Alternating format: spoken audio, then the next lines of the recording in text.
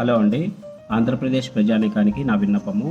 మనందరికీ తెలుసు, మే 13 సోమవారము 2024 ఆంధ్రప్రదేశ్లో లోక్సభ మరియు అసెంబ్లీకి సంబంధించిన ఎలక్షన్స్ అనేది జరుగుతున్నాయి.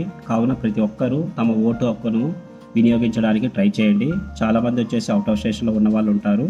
దయచేసి ఆ రోజు మాత్రం మీరు వచ్చి మీ అమూల్యమైన ఓటును వినియోగించుకోవాలని నేనైతే విజ్ఞప్తి చేస్తున్నాను. ఎందుకంటే మన నియోజకవర్గాలలో మనము సరైన నాయకుడిని వెనుకోకపోతే రేపు సఫర్ అయ్యేది మనము, మన యొక్క భావితరాలు సఫర్ అవుతాయి. దయచేసి మీ అమూల్యమైన ఓటును మీరు ఆ రోజు వచ్చి తప్పకుండా ఓట్ పర్సెంటేజ్ పెరిగేలా చూడండి.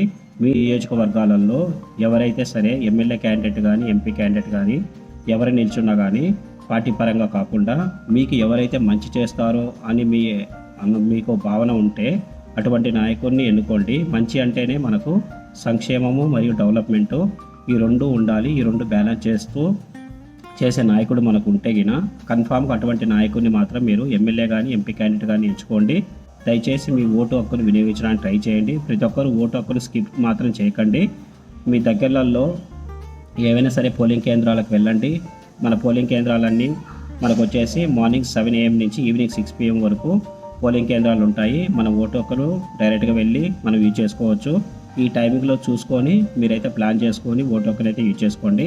దయచేసి ఓటు హక్కును మాత్రం వినియోగించకుండా ఉండకండి. మీరు సరైన నాయకుడిని ఎన్నుకునే ఛాన్సు మీకు రేపు మాత్రం ఉంది. అంటే 13th మే మాత్రం ఉంది. ఆ టైంలో మాత్రం సరైన నిర్ణయం తీసుకొని సరైన నాయకుడికి ఓటు వేయాలని నేను విజ్ఞప్తి చేస్తున్నాను. Thank you so much.